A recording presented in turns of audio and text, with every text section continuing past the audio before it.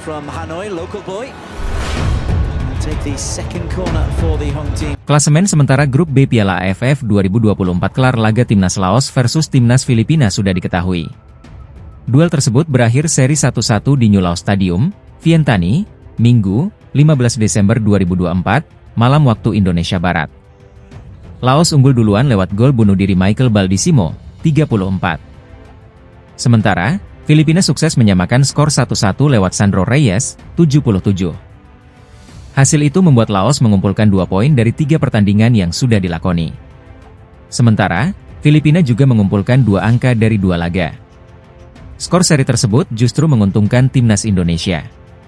Skuad Garuda masih berada di puncak klasemen grup B Piala AFF 2024 dengan nilai 4 dari 2 laga. Sebentar lagi, Indonesia akan menghadapi Timnas Vietnam. Duel itu akan berlangsung di PHU To Provincial Stadium, PHU To, Minggu, 15 Desember 2024, pukul 20 waktu Indonesia Barat.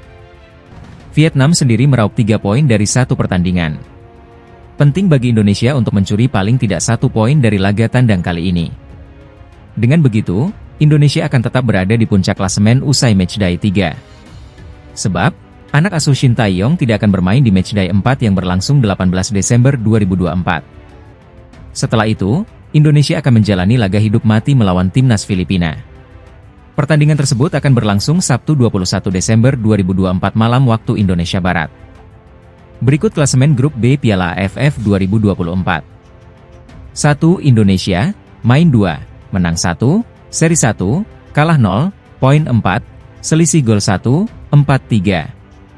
2. Vietnam, main 1, menang 1, seri 0, kalah 0, poin 3, selisih gol 3, 4-1.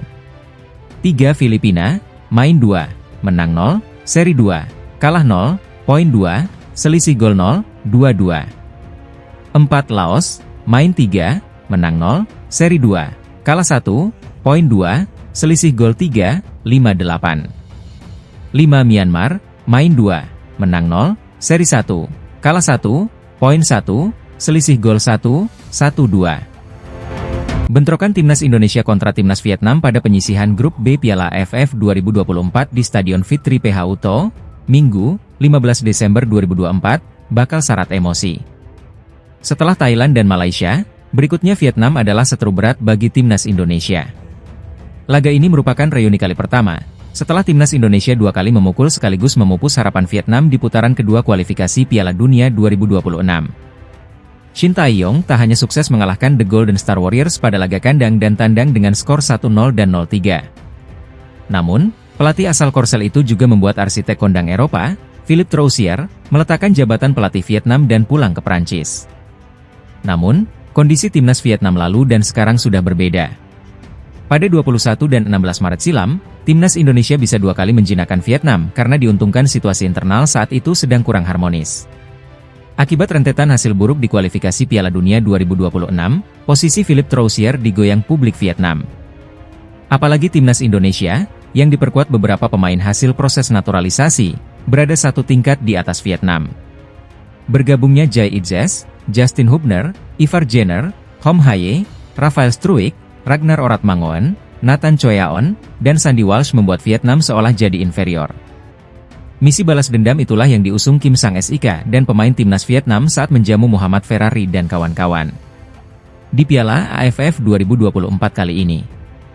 Apalagi sesama warga negara Korsel yang syarat prestasi saat jadi pemain dan, kini, sebagai pelatih, Kim Sang SIK tentu tak begitu saja dipermalukan Shin Tae-yong. Kim Sang SIK tentu saja tak mau bernasib sial seperti Philippe Troussier. Kim Sang SIK pasti termotivasi mengikuti jejak pendahulunya asal negeri Ginseng, Park Hang-seo yang sukses kala jadi juru taktik timnas Vietnam periode 2017 hingga 2023 silam. Park Hang-seo memberi Vietnam gelar juara Piala AFF 2018 dan 2022. Park juga mempersembahkan medali emas SEA Games 2019 dan 2021 bersama timnas Vietnam U23. Selain itu, Park membawa Vietnam lolos ke perempat final Piala Asia 2019 dan menembus fase grup akhir kualifikasi Piala Dunia 2022 untuk bersaing dengan negara-negara kuat macam Arab Saudi, Jepang, dan Australia. Vietnam juga menjadi runner-up di Piala Asia U23 2018 serta lolos ke semifinal Asian Games 2018. Sementara Shin Tae-yong harus realistis dengan kekuatan timnas Indonesia yang mayoritas pemain berusia di bawah 22 tahun saat ini. Materi ini jelas jauh dari kekuatan timnas Indonesia yang 9 bulan lalu menggulung Vietnam. Shin Tae-yong tipe pelatih keras kepala dan berambisi besar. Meski timnas Indonesia di Piala AFF 2024 ini tak sekuat timnas Indonesia senior, Shin Tae-yong pasti tak mau menyerah begitu saja, ujar Alexander Saununu, mantan pemain timnas Indonesia era 1990-an. Namun, saya yakin dia juga realistis dengan kekuatan sekarang ini. Publik pun harus menyadari perbedaan itu, jelanjutnya. Pelatih Shin Tae-yong menyebut Marcelino Ferdinand tampil buruk dalam pertandingan melawan Laos di Piala AFF 2024. Marcelino, yang mendapatkan kartu merah dalam laga di Stadion Manahan Solo pada Kamis, 12 Desember 2024, dianggap menunjukkan performa terburuknya selama membela timnas Indonesia. Dalam konferensi pers usai pertandingan, Shin Tae-yong menilai penampilan Marcelino kali ini jauh dari ekspektasi. Pemain bernomor punggung 7 itu membuat pelanggaran keras terhadap pemain Laos, Phathanap Homathep, pada menit ke-68, yang berujung pada kartu merah.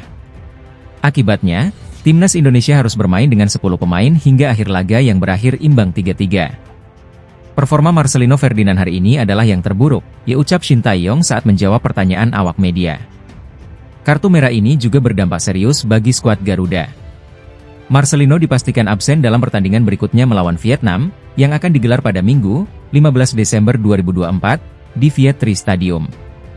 Laga melawan Laos ini turut dihadiri oleh sejumlah tokoh penting, seperti Ketua Umum PSSI Erick Thohir dan Presiden ke-7 RI, Joko Widodo. Sayangnya, meski mendapatkan dukungan langsung dari para pejabat tinggi, Indonesia gagal memanfaatkan peluang untuk meraih kemenangan. Absennya Marcelino dalam pertandingan krusial melawan Vietnam menjadi tantangan baru bagi timnas Indonesia. Shin Tae-yong kini harus mencari pengganti yang mampu mengisi kekosongan di lini tengah. Dalam keterangannya, Shin Tae-yong mengungkapkan keinginannya untuk memanggil Ivar Jenner sebagai pengganti Marcelino. Namun, pelatih asal Korea Selatan itu mengakui ada kendala dalam merealisasikan rencana ini. Saya ingin memanggil Ivar Jenner, dan PSSI sedang berusaha untuk bisa mendatangkannya. Ivar sendiri bersedia, tetapi klubnya belum memberikan izin, ungkap Shin Tae-yong.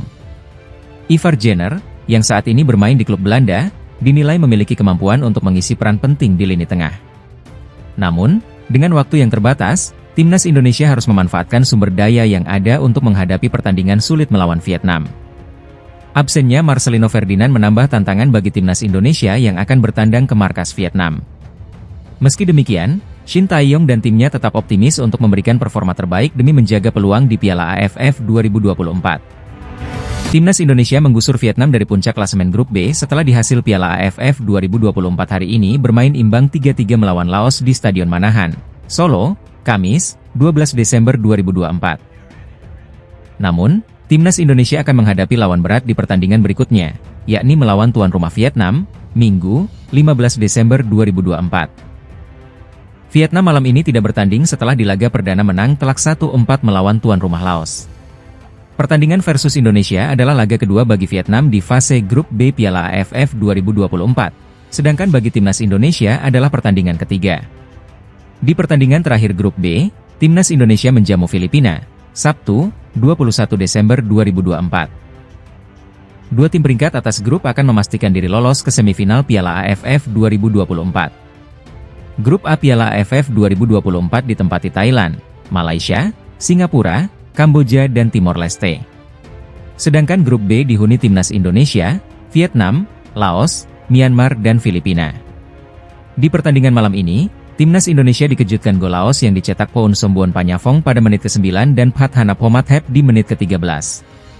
Kedua gol ini tercipta setelah bola tendangan pemain Laos berbelok arah lantaran membentur kaki Kakang Rudianto, gol pertama, dan Kadek Arel, gol kedua, sehingga kiper Dava Fasya salah langkah. Dua gol penyama skor bagi timnas Indonesia di babak pertama dicetak Kadek Arel, 12, dan Muhammad Ferrari, 18, memanfaatkan lemparan jauh Pratama Arhan. Di babak kedua, Asnawi Mangkualam Bahar masuk menggantikan Kakang Rudianto. Zanadin Faris masuk menggantikan Raihan Hanan dan Victor Detha menggantikan Arhan Fikri. Petaka terjadi bagi timnas Indonesia di menit ke-68. Wasit asal Jepang mengeluarkan kartu